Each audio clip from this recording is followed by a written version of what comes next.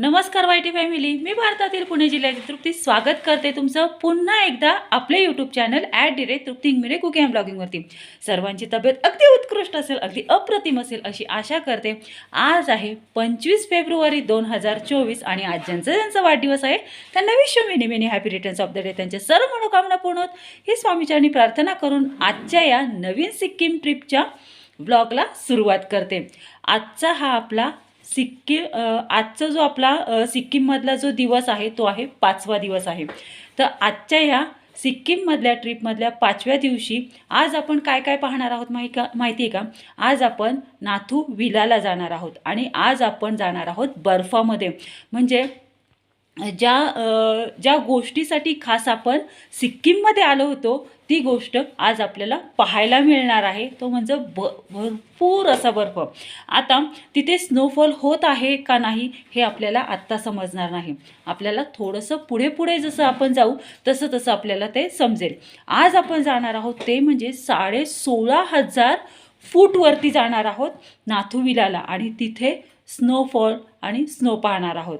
Snowfall कदाचित आपल्याला पाहायला मिळेल किंवा पाहायला मिळणार नाही, पण स्नो आपल्याला खूप सारा पाहायला मिळणार आहे पहा। तर चला, आता आमचं आवरून झालेलं आहे, 7:30 वाजता आम्ही निघणार आहोत। तर हॉटेलच्या रूममध्ये आम्ही थांबलेलो आहेत। थोडक्यात दाखवते, थोडासा पसारा आहे पण समजून घ्या। मावशी तिथं झोपली आहे इथं मम्मीची तयारी चालू आहे। हे तुझे पण ठेव का माझ्या याच्यात? ठेव, मी बॅग नाही घेणार।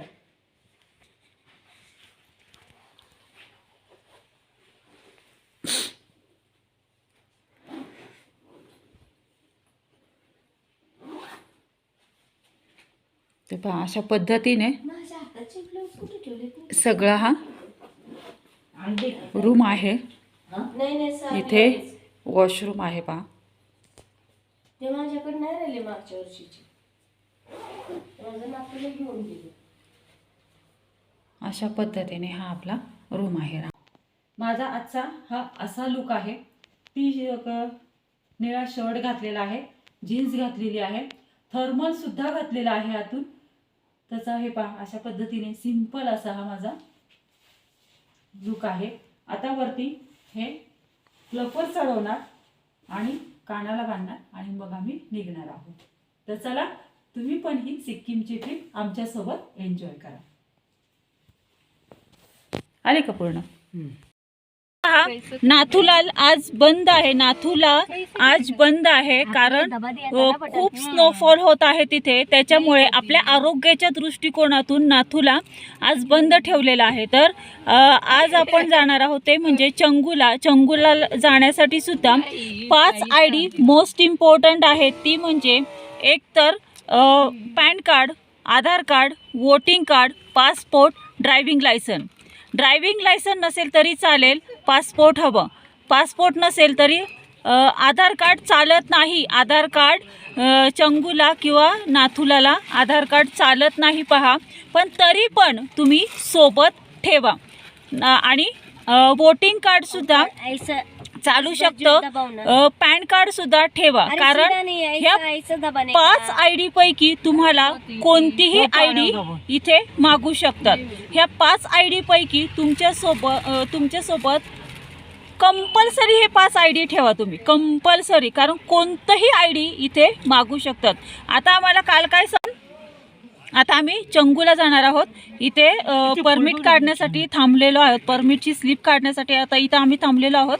तर आता परमिटची आमची प्रिंट निघाली की आम्ही इथून चंगूला निघणार आहोत।